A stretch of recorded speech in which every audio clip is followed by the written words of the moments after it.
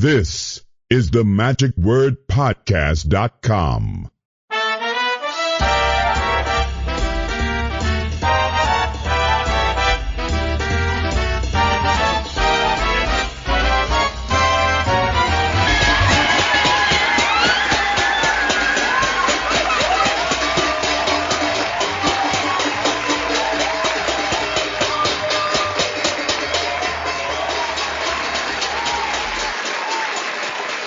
Thank you, and welcome to the celebration. Wow, thanks very much for all of you thousands of listeners who are out there listening to the Magic Word podcast week after week. We have reached number 600. This is it. Thank you so very much for helping to make it to this point in our life of the podcast. So this is fantastic. Oh, golly, I'm just so happy to be here, and I hope that you enjoy being here week after week also. Again, we couldn't be here if you guys didn't support us and come and listen and tell all of your friends. And oh my gosh, I'm just so excited. So much fun. Hello, this is Scott Wells for the magicwordpodcast.com. In case you didn't know who this was, that you're just tuning in and listening for the first time, this is a good one to get started because we have just a wonderful guest this week, Mr. Max Maven, formerly known as Phil Goldstein. That's why I called the title of this podcast Phil to Max, because he was Phil and then became Max Maven, but also he's filling our brain to the max. I mean, he's just got so much information and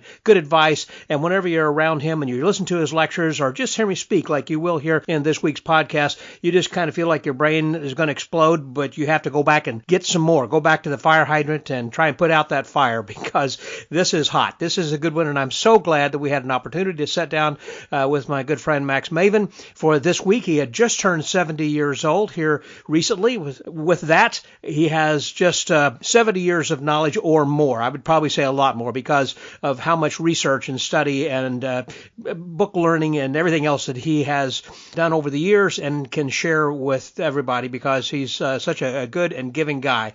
And I know that you're going to enjoy it. I really don't want to tell you too much more about this episode because you will just enjoy it as it unfolds. I certainly did. We just went in different directions, and I think you'll enjoy every nook and cranny we explore. So please welcome this week, my friend, my guest here for this 600th episode, Mr. Max Maven, here on The Magic Word.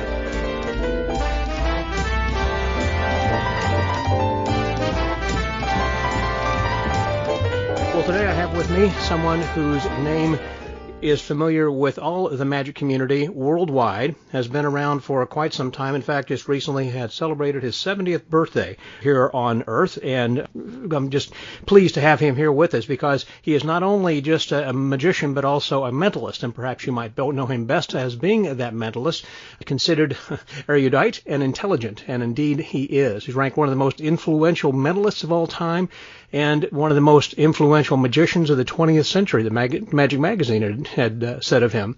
He had resided initially in Boston, Massachusetts, lived in Rome for a while, and a lot of his TV shows are interactive and mind-reading types of tricks. He's a prolific author and reader. I'm going to talk a little bit about that. Concede a lot of different magic and mentalist effects and has been consulting for people like Siegfried and Roy, Penn and Teller, David Copperfield, etc., etc., a frequent contributor to all kinds of magazines. You name a magic magazine, or even those you can't even think of that he has contributed for, and has authored many magazine or books, as well as being on the cover of 30 magic magazines over the years, and been on television and just everything else. So please welcome my friend here today, Mr. Max Maven. Hello, Max. Hi there. That's quite the introduction. I'm not sure I can live up to it. Well, I didn't go into all of the awards and things that you had won, such as the Creative Fellowship of the Academy of Magical Arts. I remember when we were at the Mindvention, you had gotten the Lifetime Achievement Award. When was that? Back in 2015 or something. But most recently, the Allan Slaight Award. That's pretty impressive, the Allan Slaight Award. Well, the Allan Slaight Award is something unusual in the world of magic. Because it's not only a great honor, but it comes with money. Right. Which is certainly more than appreciated. The Slate Awards have been now, I think it's 6 years that they've been doing them, and I believe it's 5 awards each year, slightly different amounts of money for different people based on what the award is. And in my case, it was a lifetime achievement award. I'm not sure that was actually the precise wording, but that was the gist of it. And it's nice to have some lifetime left in which to enjoy the accolade. Absolutely. Like you were saying on your 70th birthday, that people were wishing you another 70 years, and you were saying, I don't think I could stand another 70, but I'll take it if you want. Well, we'd like to have you around for another 70 years with your advice and your direction that you have helped us with so many different things. And speaking of the awards, there was another one. I remember that James Randi had one. It seems like it was a fellowship that came like with $250,000 or something. Remember what I'm talking about? Well, that was not a magic award per se. Right. That was a Macarthur grant. That was it. And the Macarthur grants are given, they're referred to as genius awards. And basically they find people in a wide range of activities, from the sciences to literature to various art forms and everything else in between, and just pick people and say, we're going to give you enough money.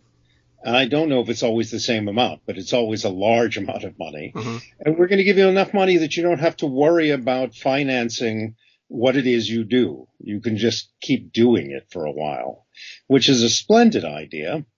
And there have been a few people connected to magic who've received Macarthur grants. I know, for example, Michael Motion, the brilliant, innovative juggler, received a Macarthur grant some years ago.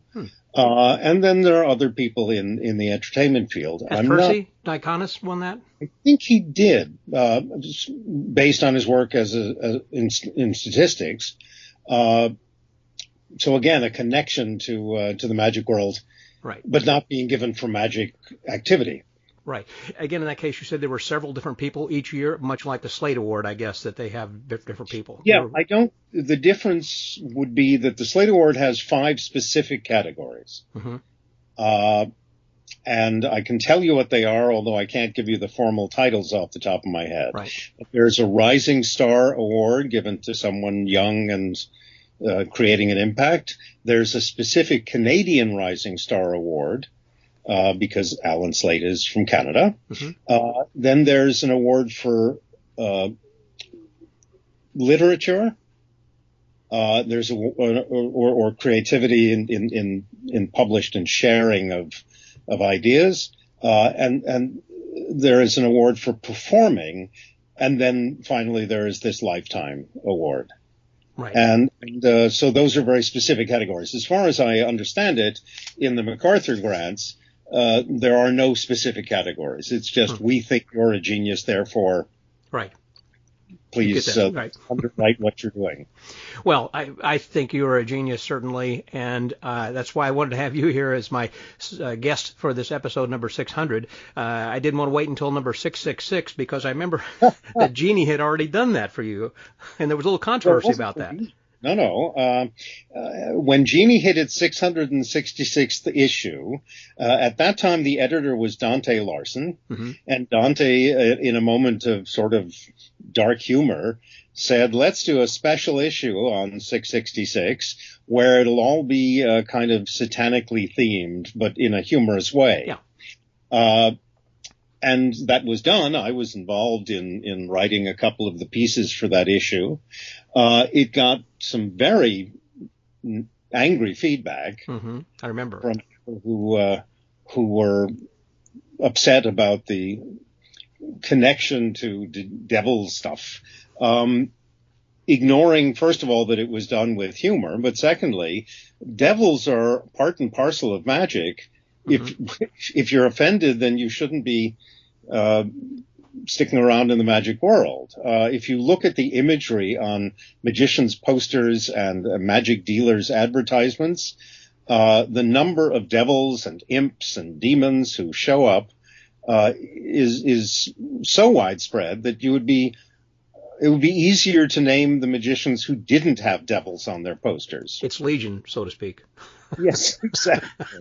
To turn the phrase. So There is not a theological aspect to the use of devil imagery on magic posters. It's kind of a tradition in the Western world to link magic with dark forces. There have been times when that link has been more serious than now. I would think that now most people don't think that theatrical conjuring is somehow connected to the netherworld. Although there are some. I saw a video on YouTube a year or so back, and it was a long video. It was over an hour, where someone had taken all sorts of performances of magic from television. So David Copperfield, Penn and Teller, I don't remember exactly who was on this, but there was a commentary on this. And each of these performers was linked to Satanism and evil. And this person believed that what they were seeing was real, literal, supernatural evil. Wow. So I guess such people still exist. I don't think there are a lot of them. I hope there aren't. Kind of like flat earthers, I guess, basically. Kind of. Yeah, something. Yeah. I remember that for a short time the Banachek had some posters, and what he had were aliens on his shoulders, because people believe that aliens are coming and giving us these different brilliant ideas and things, or that they are much more intelligent, and perhaps they whispered in his ear. Yeah, I thought that was kind of funny. But it never seemed to take off. Years ago, this is going to be over 30 years ago, I did an engagement in a relatively small city in South Dakota, and I was brought in to do a small nightclub that it was a restaurant that had just converted into having live performance. And when I arrived, the woman who owned the club said, "I've set up a radio interview for you this afternoon so that you can go onto the radio and explain that you're not a Satanist." Wow. Because people had reacted purely to my appearance, to my image, and the fact that the advertisements for this little club said, mentalist or mind reader or whatever phrase they used. And there had been some upset in this town. So I went on the radio and said, "Hi, I'm an entertainer. I'm not friends with the devil. We're barely passing acquaintances." Yeah, I had done a show in some place. I flew into Birmingham, Alabama, and I had to drive like 2 hours, someplace out in the hills, and it was for a company party, and I remember doing a card trick, and then it was like a rising card of some sort. Anyhow, when I asked the person what the name of the card was, they just said, "I don't know. We don't play cards out here. We don't, that's kind of like of the devil." It's like, I looked around, and did anybody else remember the card? And they all kind of said, "Nope, we don't." It's like, okay, now I understand. I should have figured this out before I got here. Yeah, I know of performers who have done shows for groups that, for religious reasons, do not play cards, and they've reconfigured some of their material that would ordinarily be done with playing cards to be done with alphabet cards, for example. Yeah. So it's not the physical cards themselves that are outlawed; it's playing cards as we know them. Yeah, specifically because they have some meaning, perhaps, or something. I invented a variation of shuffleboard using children's not alphabet cards, but cards like with a ball and a bird and different kinds of things on that. Yeah. So whenever that you flip through this book that I made, that it was all the things that the child would select would start with a B except for one, which was an ice cream cone or something like that. So it can be certainly revised without using playing cards. There seems to be always a way to do a workaround, not only in terms of playing cards, but in terms of almost anything else in magic.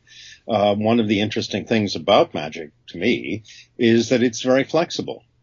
Right. If you approach it with the idea of flexibility, you'll find it. Well, that leads into a question I'm sure that you've been asked many times in the past, is that should magic be mixed with mentalism in a pure mentalist routine, or an act, I should say? Should we be introducing magic, or should they be mixed, or, you know what I'm saying? Well, I know exactly what you're saying, because this is a discussion that seems to crop up with some frequency among mentalists. And there are people who feel very strongly that magic and mentalism should never be mixed. I don't think that's so, because I've seen examples where it can be mixed. Dunninger used to open many of his mentalism shows by doing a magic trick that was explicitly and overtly that. Was that the linking rings?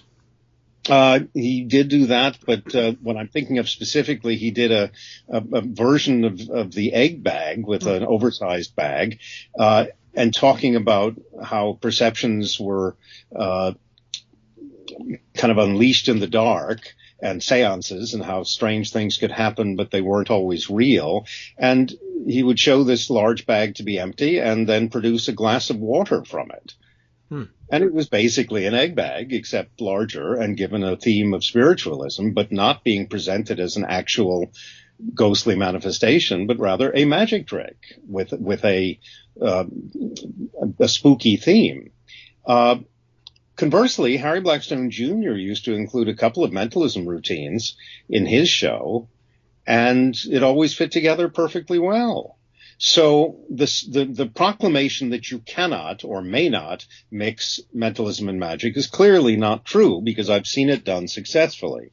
Having said that, I also think it's not easy to mix magic and mentalism properly. So it's sort of... So you're saying there's a proper way of doing it? Well, I don't know if there's a proper way, but there are at least proper ways, plural. But I don't think you can just arbitrarily do it. If you grab a piece of magic and a piece of mentalism and try and make them coexist, it could work, but it's sort of like cooking. If you were to grab some random ingredients off the pantry shelf and mix them together, would they blend into a good taste? Gotcha. Maybe by accident they would, but I would think it's probably more frequent that they wouldn't conflict. So if you're going to mix magic and mentalism, to me, the idea is not that you shouldn't do it. It's that if you want to do it, first of all, figure out why, and second of all, make it harmonious in some way. It can be done, but again, that doesn't mean it's easy. Right. Yep.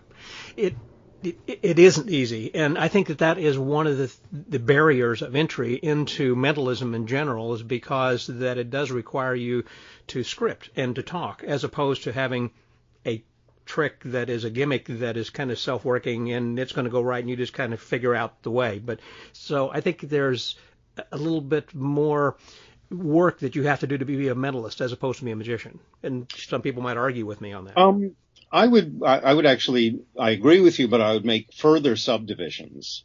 I think there are a bunch of different types of magic, and some of them are easier or more difficult than others. Mm-hmm. I'll tell you what I consider to be the easiest type of magic to do well and the most difficult to do well. Okay. And mentalism is at neither extreme. I think the easiest type of magic to do well is manipulation. Really? That's I know that sounds wrong when I first say it, but I'll explain why. Manipulation takes a lot of practice, much more so than most other types of magic. Just like juggling. But built into the technical aspect, built into learning how to manipulate those objects, is the performance, is the showmanship, is baked into the process. Not completely, but by the time you have learned how to multiply the balls, or to produce the playing cards, or to vanish the thimbles, whatever the thing may be, by the time you have learned the technical skill required, you're already very, very far along in understanding the rhythms of performance, the nature of displaying this to an audience. Mm-hmm. So the gap between having technically mastered the trick and being able to present the trick, that gap is actually very small. Okay, I see what you're saying. Whereas things that take less practice on a technical level, prop magic, to do a square circle, let's say, or some production item of that sort, the practice level, the technical achievement is relatively low, but that means you've got this huge gap between getting it to work and presenting it in a way that comes across as being magical. Mentalism, I would say, is further along in the spectrum on the difficult end of things, but it isn't the most difficult. I'll tell you what I've concluded is the most difficult based on years of thinking about this topic. My answer is big stage illusions, grand illusions. Mm-hmm. And the reason I say those are the most difficult types of magic to do well, and let's be clear, I'm talking about doing it well. I'm not talking about getting through it. There's a big difference. I understand. But to do it well, here's the challenge in big stage illusion. In most big illusion performance material, it is very clear to any thinking audience that the primary source of the magic is the box, the prop. The secondary source is the assistant or assistants. Right. And so the magician is at best the tertiary source of the magic. Agreed. And so the great challenge of large-scale illusions is to convince the audience, in spite of obvious evidence to the contrary, that if the magician were to walk off stage, nothing would work. Right. So that's a hell of a challenge. And when it's done properly, I mean, good large-scale illusion is thrillingly good. But it's hard, and it's much harder than I think most magicians give it credit for being. I understand what you're saying. I'm thinking, for an example, like Franz Rory or David Copperfield, whenever that they're making something large disappear, and they go, now! I mean, but they have built this up to the point where that they actually do it, that you believe that no other person, the assistant, couldn't say now the way they do or something, If they have been led into that belief, then it's going to work. And if they haven't led into the belief, then it's like watching a little kid gesture at the television set and say, change. And the image on the TV set changes. And you don't look at the kid and say, how did you do that? Right. You look at the kid and say, isn't that cute? And so I have seen illusionists who are more like the kid in front of the television than like a grand illusionist making something happen. Well, that would lead me to the question then about people like Dante and Thurston and Blackstone and others who I would refer to as boxmen. They had large illusions. And right. As you said, the boxes and the assistants are doing the work, but he's the one that takes the credit. And if they walk off the stage, no one else can do it. As you just said, the magician is responsible for the magic taking place. Right. What is that it factor you think that made them the magician? I'm not sure that's something that can be boiled down into words. Certainly there are certain performers whose personality was so dynamic. I mean, the one that immediately comes to mind is Ricciardi. Of course. Wow. Yeah, that's great. Who was doing mid-sized illusions. Most of what he did was not gargantuan, but he was so physically dynamic. Wow. This wonderful cross between a toreador and a flamenco dancer. Good analogy. And there was never any question that he was the center of any magical effect. It was coming from him, whether he physically touched it or not. So that's a pretty obvious solution in his case. But then there are other people. It's hard to clarify. How did Siegfried and Roy, and particularly Siegfried, manage to convince an audience that everything was happening through their presence when they were surrounded by a show that had 90 dancers to start with, and gargantuan props and illusions and huge set pieces that would move and change, one of the most advanced lighting setups in the history of theater. And the answer is, when Siegfried and Roy first debuted their final show, the one at the Mirage, I caught it in the first month or so. And the show itself was amazing, and it hadn't fully gelled yet. And to be honest, I think Siegfried and Roy were a bit overwhelmed by how big the show was. And after the performance I saw, there was a gathering in their quite large dressing room, their area to greet people. This was tied to one of the Joe Stevens conventions, so all the VIPs, so-called, were invited to this after party. And Jay Marshall was there. And Siegfried came into the room, and he was kind of working the room. He was making the rounds, saying hello to people. And, of course, everybody was lavishing tremendous praise on him, as they should have. The show was extraordinary. And when they got to Jay Marshall, and I was standing a couple of feet away, Siegfried came over, and instead of saying, what a great accomplishment, Jay said, the show is really astonishing. I want to come back and see it in a few months when you're on top of it. That's not word for word. Yeah, but I can imagine Siegfried going, what? And Siegfried just got furious. Yeah. And neither one of them was wrong or right. I mean, Jay's observation was factual. They were kind of overwhelmed by the show. On the other hand, this was such a glorious accomplishment. The show was brand new, and it wasn't particularly wasn't very nice to in that moment, in that situation, bring up a criticism. So I'm not on either side of this story. I'm just recounting it because I was there. Just might have been the wrong timing for him to have said that. Yes, but the fact is I did see the show, well, many more times, but the next time I saw the show was at least a couple of months later. And nothing in the show had changed particularly as far as all of the giant props and sets and dancers and choreography and lighting and all of that was the same. And yet somehow now Siegfried and Roy dominated that show and had a presence that made you know if they walked off, everything would stop. And I can't fully define how they achieved that. Words like charisma, are very hard to analyze. Star quality. There's no question that Siegfried and Roy very much had charisma and star quality. Sure. But there was something changed as they got to know the show better. You know, when a show opens, particularly one that is so huge and has so many moving parts, it can take a while. I have a theater show that's just me.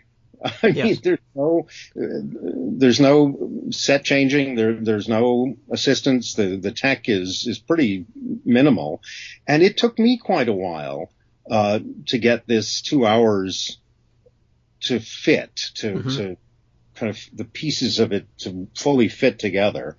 It absolutely was not the case when I first began doing the show. So if it takes me a while to get on top of a show that is only me, right?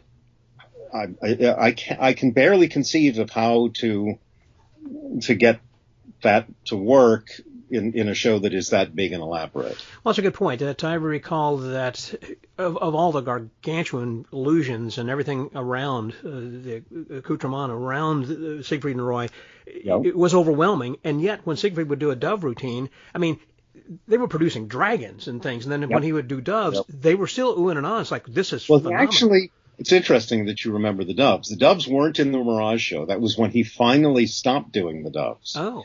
The Dove Act, which was a Channing Pollock style of act, is something. It's essentially what Siegfried started with when he became a stage cruise ships way back when on the SS Bremen, and people forget it was a great act. He was a really good dove worker with his own style and slightly different and therefore original techniques. And I would put his original dove act that he started with up against Lance Burton or Johnny Thompson or Shimada. I mean, he was in that same class of people who, in the wake of Johnny Thompson, right. And before Johnny, obviously, Channing Pollock, and now this sort of newer generation came along. And Siegfried was just somewhere in the middle of that mix, and his dove act was terrific.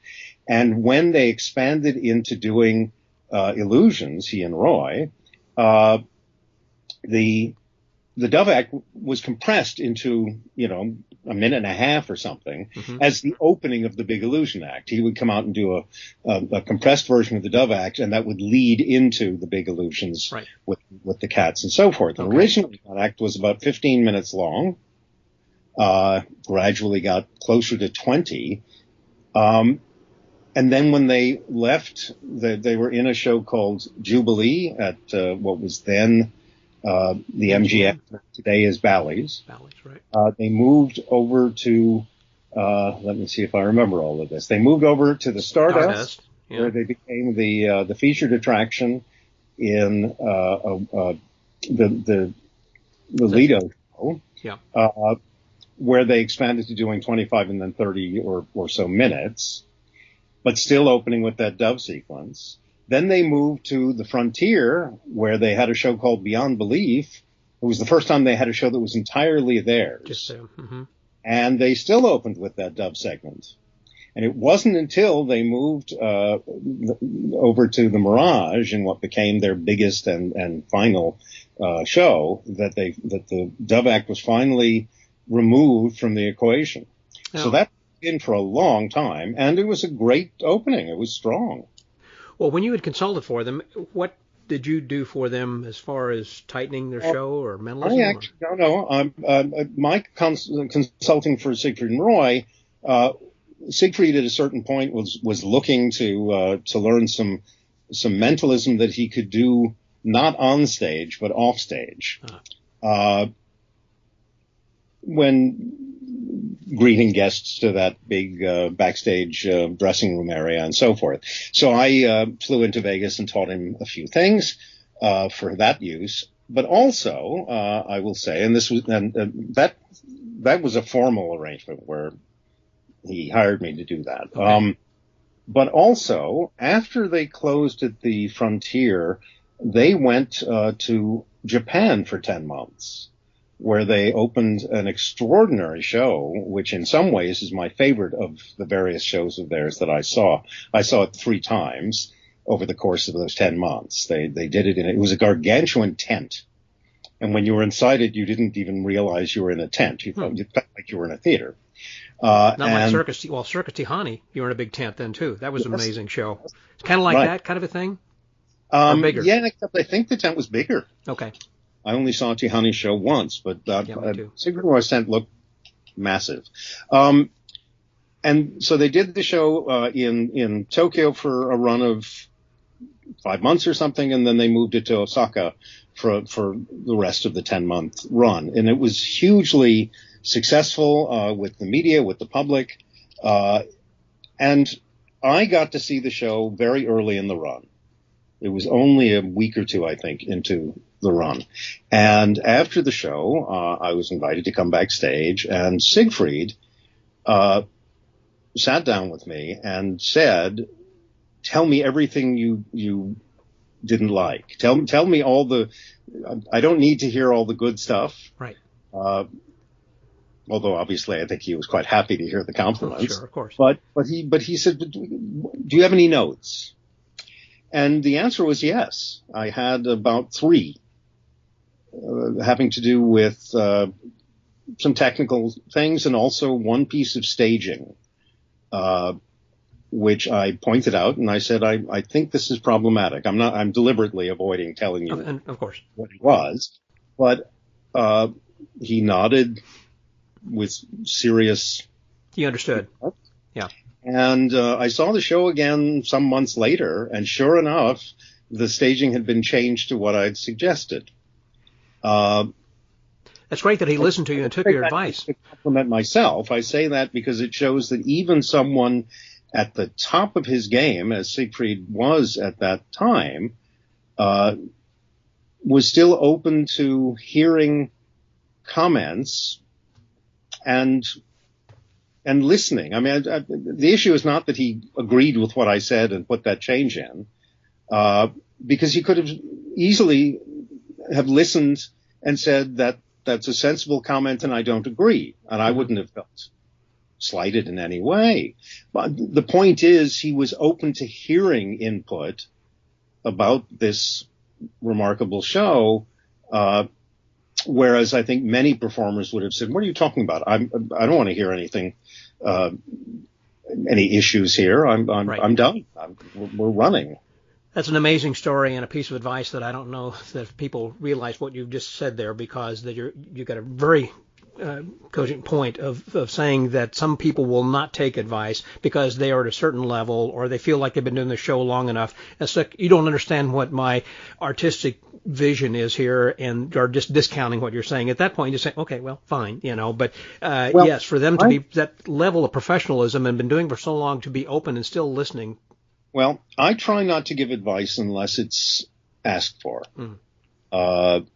If I see a magician perform wherever it may be, it is not infrequent that after the show, if I have a chance to chat to the magician, they will say, "Do you have any notes? What didn't you like? What did you think?" Or conversely, what did you think worked particularly well? And if that type of question is asked, then I will answer it, sometimes in a formal business arrangement and sometimes just in conversation. Sure. But if someone doesn't ask me for my feedback, I don't want to, barge in and insist that they listen to my notes. One thing that magicians do, not all magicians, but a majority, they don't get directors. Good point.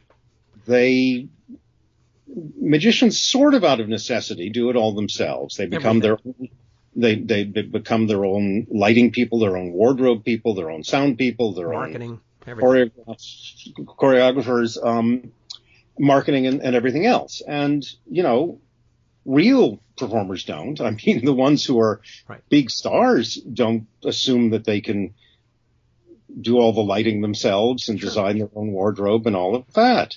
They bring in people who can bring specialized knowledge and who can see things that they can't. It's hard to direct yourself because you're in the middle of it.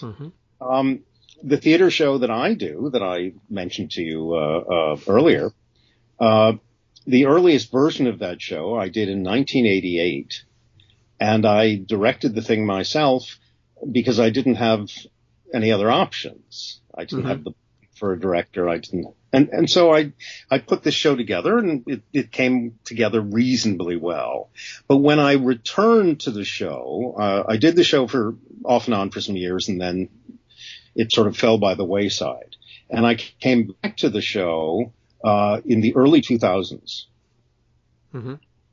So, 15, 16 years later. And rethought the show radically, rewrote the show radically, and at that point hired a director.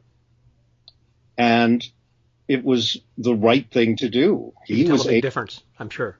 He was able to spot things structurally, in terms of blocking, in terms of he didn't micromanage. Or at least mostly he didn't. Maybe 2 lines that he said, you might want to think about taking those out. But it wasn't mostly that. It was mostly, this would be a good place for us to put in a lighting change, and you could walk from that position to this position. And he was able to see that because he was sitting in the audience while we were running tech, and to make those kinds of observations and to help me work on the structure of the piece. So I have been a director. I have directed other people in other shows.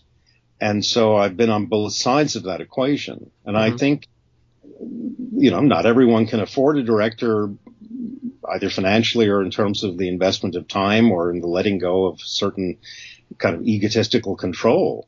But those who can, if it's a good director, they obviously profit from it. I would like to think that the performers that I've directed have benefited from that. Right. You can't do it all yourself. No, you can't, and shouldn't try. I mean, most people think, well, I can do a little bit of that, or I've done this for a while, and so I should continue. But you're right. You need to have someone who has an objective view, and that if you can have someone who can be with you throughout the run of a show to direct and tweak everything because you're doing it over and over, as opposed to coming in and giving you just one time thing like Bob Fitch type of workshop. If you go and attend that, that's wonderful. But if you're actually doing a show, like you said, having a one-man show that's going to be a month, 2, 3, 6 months or whatever, that if you can have somebody every day to say, that if you just said this or tweak this, it'd be nice to have a director. I'll tell you an anecdote, which happened yesterday. Okay. I was on a video chat with a friend, and I won't identify, you would know the name, but I won't identify the friend. But he was talking about an act that he's been working with. Mm-hmm. And he posted a video to me of a routine that this act was doing, that he had been involved in creating and directing. And so while we were on the video conference, I watched this routine, which was a few minutes long. And I said to him, and this is all in real time, I watched it and I said, I really like that. I mean, there's some visual moments that are really fresh and interesting. The trick itself was a very old trick, but with a fresh conceptual approach. I said, I got to say, there's one line in there that I thought didn't belong. It kind of stuck out as not really fitting, and it wasn't necessary. And my friend laughed and said, "Yeah, I didn't write that part. That came. He's put that in recently." Mm-hmm. Someone else had suggested that to him, and he put it in. No, I think the performer had figured out, had just thought, "Oh, I can do a line here." Yeah. And without going into detail about who the performer was or is, it was a kind of mild gag mm-hmm. That served no real purpose except to deflect from the potential of it being a serious moment. Gotcha. I understand. He was afraid of it being I think the performer was afraid of it being a serious moment and put the gag in to be more comfortable. Mm-hmm. But in doing, did not help the routine. When it really needed to have that serious moment for people to stay with. Exactly. I understand. Well, magicians do this all the time. I have said on many occasions, and sometimes I'm quoted on this, that magicians are afraid of mystery. And by extension, they're afraid of magic. And the most obvious way that manifests is with magicians who do what I refer to as winking. Now, sometimes it literally is winking the eye, but sometimes it's a line or a moment that accomplishes the same thing, which is, I think there are a lot of magicians who are afraid that if they acknowledge taking magic seriously, then the audience is going to ultimately reject them as being a nerd, someone who's hip. I see. And so by winking, whether it's literally winking or whether it's a little, aside, commentary gag or a facial take, or they find ways, and what they're really trying to express to the audience, whether they know it or not, is, if I take this seriously, you're going to think that I'm a dweeb. So I have to get in there first and let you know that I don't take this seriously so that you'll agree with me that we're both very hip. Right. I understand. And as a result, the magic suffers. Now, that makes it sound like I'm against comedy magic, and I'm certainly not. But I'm against performers who are terrified of making a moment serious. And creating mystery. Yeah. Mm-hmm. Magicians tend to think that if the audience is not actively applauding or laughing, then something must be wrong. And the reality is that, think of the last time you went to a movie or a play, assuming it wasn't a laugh-a-minute comedy style, there were probably long segments where the audience was silent. The only sound was popcorn if it was in a movie theater. Right. a dramatic performance is not about exciting the audience into applause and laughter every moment. Now, it's not identical if you're performing in a nightclub, let's say, or at a banquet or something. The number of laughs per hour, the number of applause breaks per hour or per minute, it may be different depending on the circumstance, depending on the framing, depending on who you are. I'm not against applause or laughter. I would like to think I get my fair share Sure. in performance, but the notion that those are the only reactions an audience can have in order to convey that you're going over, I just think that's narrow thinking.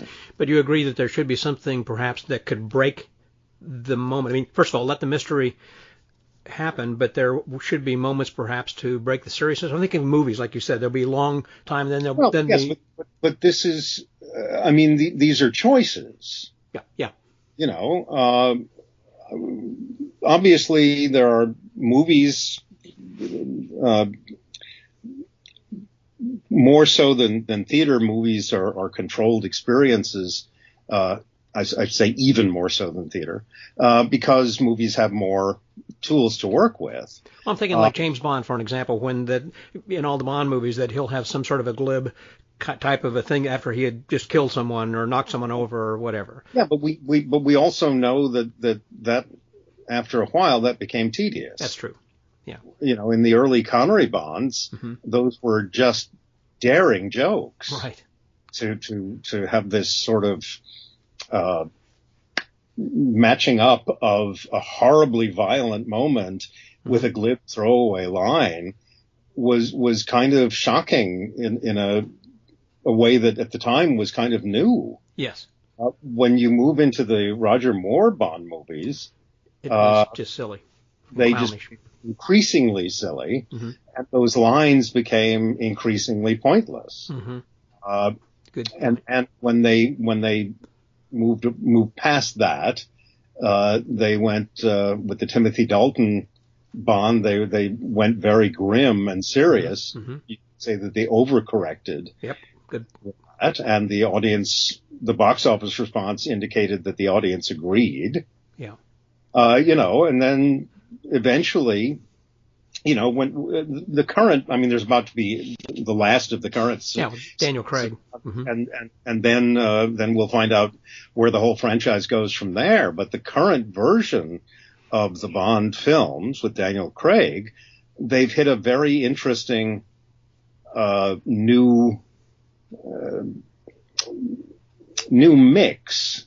Yes, there are still glib lines, but not as many. He uses them like seasoning, you know, for first the Daniel Craig movies, the Bond movies, opens with this completely serious and violent scene with that flashback into the fight in the bathroom, if you remember. It was Casino Royale, wasn't it, his first? Shockingly serious. There's no laugh lines in that. There's no glib asides. It's two people trying to kill each other. And that opening scene told the audience, okay, this is not what you're used to. We're remixing the formula, and the proportions are going to change. And I thought it was a terrific evolution. So likewise, bring that in back to magic and mentalism and performing in your act, that you're going to be actually having something that's like that. So this way that you shake up the audience almost immediately. It's like, well, this wasn't what I was expecting. I thought this was going to be some, like you said, nerdy kind of a thing. For an example, like Jason Alexander would open to begin with when he would come out, expecting people were going to laugh because he is who he is, but he did the John Allan thing, so he has a card in the mouth basically, so he's doing a silent act for the first minute, and then there's a powerful magic moment. I just like the thinking of that. Well, Jason's parlor act, which I was lucky enough to see, and which very much deserved the award. You know, he was voted Parlor Magician of the Year. Right. And that wasn't just people responding to a big television star performing for a week in the Magic Castle, it was because he put together a terrific act that he worked through very, very meticulously, and dealing with how to get the audience away from, oh, it's George from Seinfeld, and into the idea that he was a magician. That was very carefully planned, and it worked very, very well. When I saw Jason perform in the parlor, I went up to him afterwards and said, if you were willing to take a huge reduction in income, you could do this professionally. Right. I recall that might have been the year that at Mindvention that you had received the award, coming full circle back to what we were talking about, in which Jason Alexander had performed. Were you there that year? I was not there that year. Okay. I mean, I know Jason and have seen him perform more than in the parlor, and we've had some very good discussions. He's a very bright guy. I don't know if I've had a chance to chat with him, but I have, and he is very interesting. Magic for him is not it's not a casual interest. Mm-hmm. Magic is one of his entryways into show business in the first place. Right. And he still regards it with serious intent. Like Neil Patrick Harris. That was someone who had an interest in magic and continues. That was Neil's entry into show business also. Yeah, Mm-hmm. It was the Magic Castle Junior program. Right. I want to go into something just a minute that actually could take a lot of time, and I don't want to spend too much time. I want to wrap this up soon, but we could go on for much longer. But that has to do with just your creativity about coming up not just with the ideas that eventually will become manuscripts and then books and or monographs or whatever. That do you, when you're coming up with an idea, is it something that you have been inspired by from some reading from some of the early books? I assume that you must read a half dozen, but my wife used to read 5 books a week. She was an avid reader, and mostly romance. I don't know if you read fiction or mystery, or what is your favorite type what type of books do you like to read outside of magic? I read a fair amount of nonfiction, books about history, biographies, or books that try to frame a certain period of time in a particular subculture or what have you. So I do a lot of that, and various other topics, psychology, linguistics,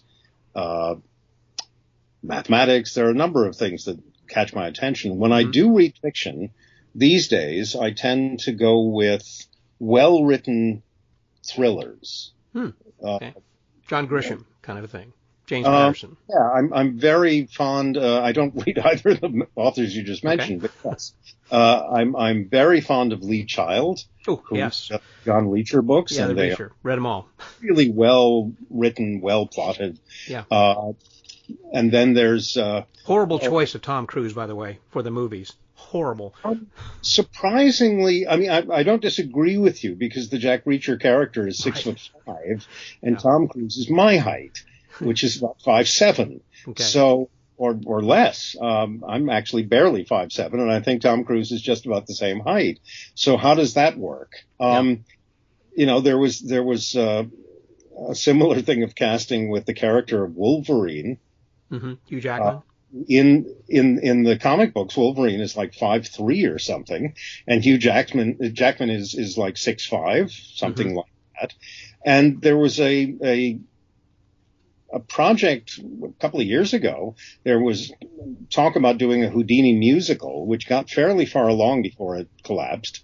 That was meant to star Hugh Jackman, and again, it's this. I think Hugh Jackman is great. Yeah, of course. It's this very tall actor playing Houdini in real life was maybe 5'4". It was like Adrian Brody playing Houdini. That didn't make sense. So the Tom Cruise casting was kind of ludicrous. Having said that, I think the 2 movies that have come out thus far of the Jack Reacher character, if you're willing to just ignore the fact that he's physically wrong. Still a good movie. Yeah. Actually pretty good movies. They're enjoyable. Didn't want to get off on a tangent, sorry. That's all right. But when I read fiction, it tends to be, again, well-written thrillers, just because I really want to read too. It's escapism. It's getting away from. I tend to read those when I'm traveling. So if I'm sitting on an airplane for a long time, or I'm stuck in an airport or a hotel room. But you consider yourself a speed reader? It depends on what I'm reading. Mm-hmm. I mean, I've never done a speed reading course. There are methods that are taught, but I'm perfectly capable of skimming if something warrants that. And many magic books warrant skimming, I would say. But I do read a lot, but this has now kind of gotten away from your initial question. Was how do I go about being creative? Correct. And this is something I have addressed before, so I think I've got a decent answer, although it may not be a satisfactory answer. The simplest way to put it, and I promise I'll explain what I mean, but the simplest way to condense it all down is, if you want to be creative, be creative. Now, that sounds like a silly tautology, but it's like if you want to be a writer, you need to write. Exactly. So the image that I always go back to is, sometimes if, like on a farm, there'll be a pump that connects underground to a water well or something. Yeah. But the pump is the old style. There's a handle, and here I'm gesturing to you, even though people are only listening to this, but there's a handle that you move up and down. Correct. Right? And that causes the water to flow. Right? However, the first few times you move that handle up and down, no water comes. Right. You need to build up the hydraulic condition. Or prime it somehow. Oh, well, priming the pump is what I thought that process was called. And a few years ago, I discovered that actually priming the pump has a slightly different meaning. So I'm not going to use that phrase, but yes, that's what you're thinking I mean is what I mean. Okay. That when you start moving that handle up and down, the water doesn't immediately flow. You have to put some effort into it to get the flow to happen. I can guarantee what won't work. If you sit down next to that pump and say, gosh, I'm thirsty, you're not going to get the water. Very good. Good point. You need to put in that effort, and it may not produce the water instantly, but it won't take that long until the flow happens. And when the flow happens, you can actually do something. So I have found over many years that the best way that I can become creative is by pushing myself to be creative in the same way as pumping that handle up and down, moving it up and down. And I don't have a single way of doing that. Anything can be the starting point for inventing a magic trick, or at least that's the case for me. I may learn of a gimmick or a technique or a move and say, wow, what can I do with this? I may come upon a storyline, either some notion that I have, or perhaps I've read a book or seen a movie or watched a TV show that touched upon something, and I say, hang on, if that were turned inside out, there could be a magic trick there. Yeah. So it might start with a phrase or a concept. It might start with a technical method. The method may come full-blown first, or the effect may come full-blown first, or they may develop in tandem. Sometimes, of course, it's because I've seen a trick that someone else published, and I say, I wonder if there might be a better way to do that, or at least a way that fits me more accurately. Yeah, I just recently bought and downloaded your Manhattan Transfer, for an example. And you were talking about that in the explanation about going back to 1935 or something. I mean, in different books and how that came about, and it's brilliant. So all of these are viable doors in which through which you can enter into the creative process. Mm-hmm. And to me, the significant thing is that you decide to push yourself to do that. And if that's the case, then in time, and it may not happen in a matter of moments, it may take a longer time, but at some point when you are pushing yourself to try to be creative, it's going to start flowing like the water from that pump. And then when it flows, now it's up to you to figure out what to do with that flow. What type of container, what vessel is that water going to fill and take the shape of that container? And this analogy is going to get more and more awkward, so I'll stop. But you understand my point. So I don't think there's a single way to approach creativity, at least for me, there's not. I know there are people who wish there was a simple formula. If such a formula exists, I've never encountered it. But again, I'll boil it all back down to, if you want to be creative, be creative. Well, it seems like that I'd heard, I want to say Jeff McBride may have said this, and that is, in order to be creative, that you should exercise creativity and originality. It is not something people are necessarily born with. Yes, I mean, there are people who are great singers or writers or pianists or whatever, musicians, and or comedians or whatever, and you think, well, they have an innate ability. Perhaps they were born that way. Well, I think, as Jeff had said, that we're all creative. You just need to exercise that muscle. It's a muscle that we all have that we may not use. Agreed. I don't know that everybody has the identical the identical talent or the identical innate ability, but I do know that working on it makes it better. Let's move to a different type of skill. There are people who have musical ability that seems to be something people are born with. Mm-hmm. So there are people who are born with perfect pitch, who understand music, rhythm, harmony on a very innate level, mm-hmm. and go into the pursuit of music. But imagine that there are two people, and one of them has, for want of a better phrase, a grade A musical ability, and the other has a grade B musical ability. But the person with the grade A musical ability doesn't bother to do anything with it.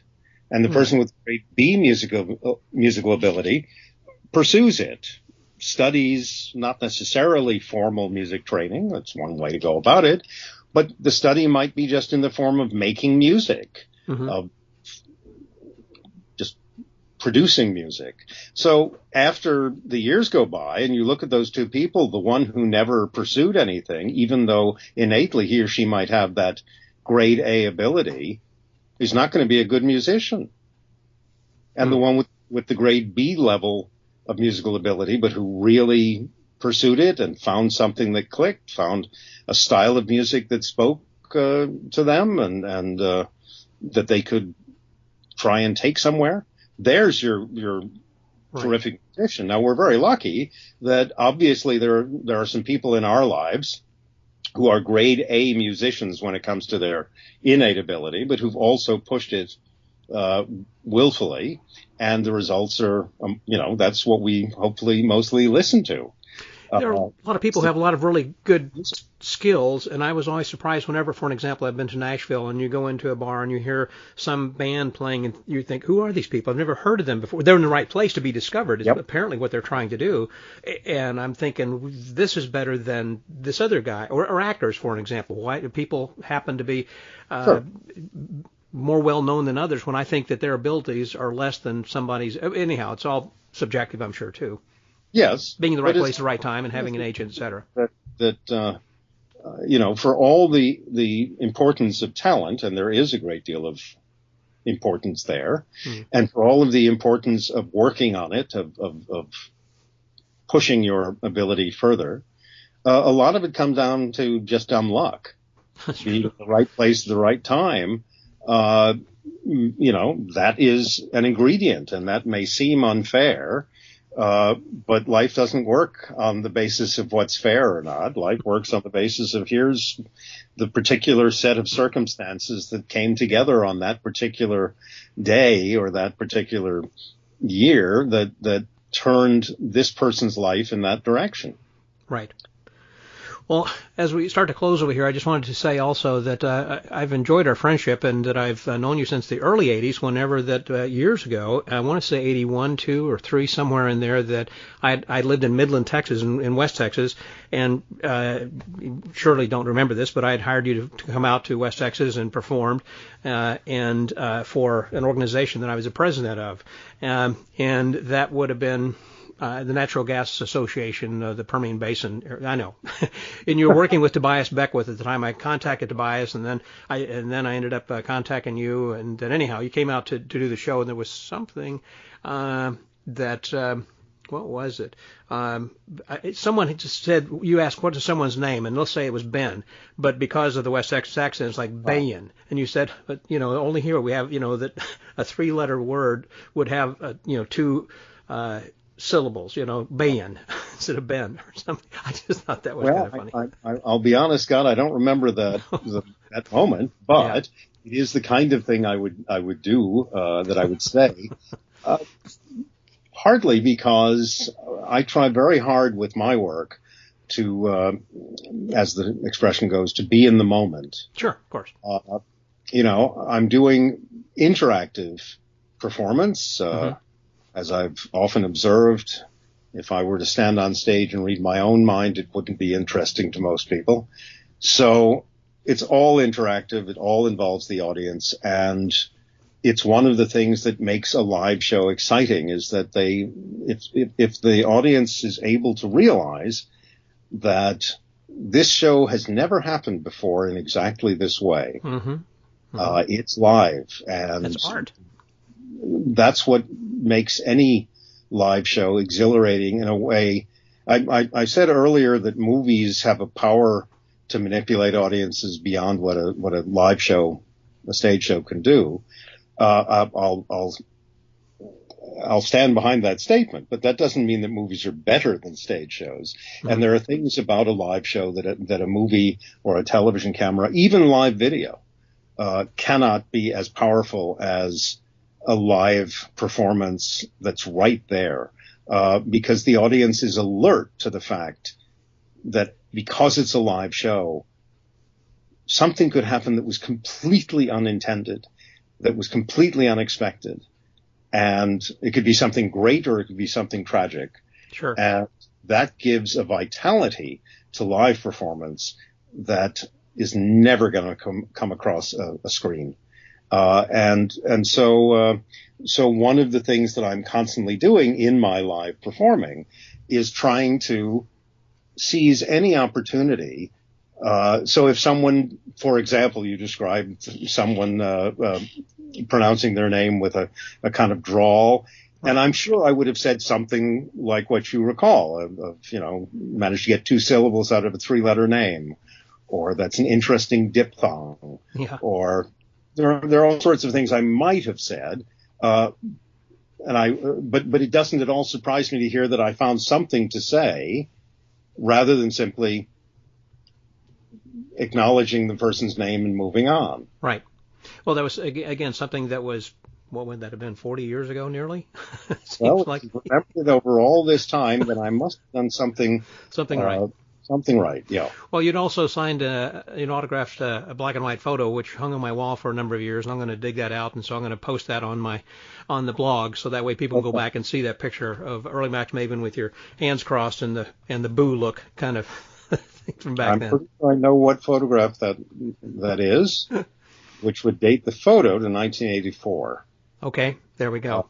If it's the photo I'm thinking of with my arms crossed, and it's a publicity shot, then that photo came out in 84, which helps to narrow down the timing of the show in Midland.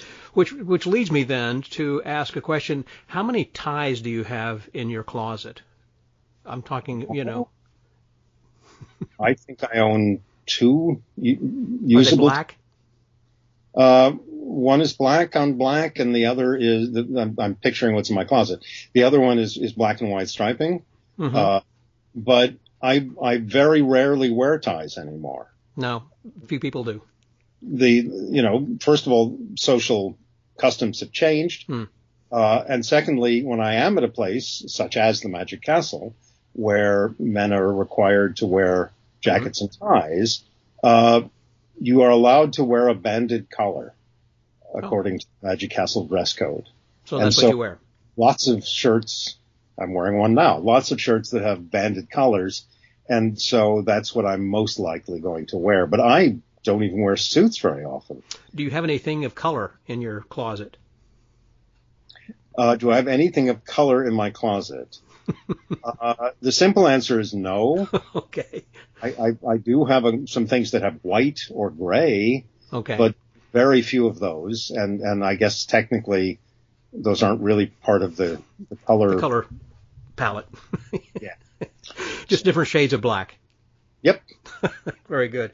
Well, as we close, the name of my podcast is called the Magic Word Podcast. So I would like to close then by asking, what is your phrase? What is it that is your philosophy of life? It's not just a word, but it could be a sentence, a phrase, or something that is important to you that you live by, that gives you energy to wake up every morning. Man, that's a hell of a request at short notice. I'll give you a phrase. It's not my philosophy of life, but you'll understand why it's an important phrase to me. Mm-hmm. I'll give you my definition of magic. Excellent. Which took me decades to work out. Here's this thing that we're all so passionate about.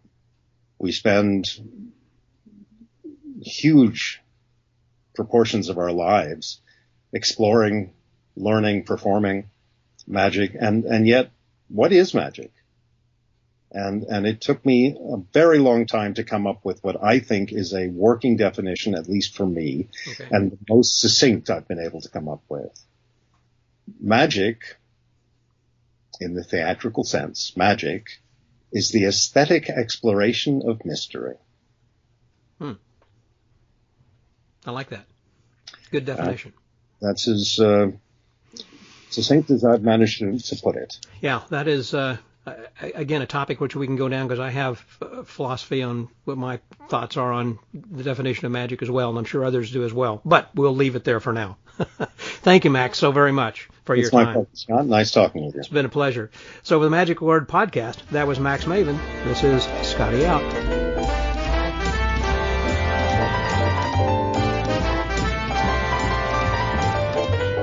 Wow, that was great. Thank you, Max, very much for sharing your thoughts with us here this week. And as you listeners can tell, we could have gone on much longer with this conversation easily, as Max is just a well full of knowledge and advice and history and, gosh, you name it. So thanks. Thanks for these few moments we've had together to share with the rest of the listeners. This has been just fantastic. And what a way to kick off the next 600 episodes that we will have of the Magic Word Podcast.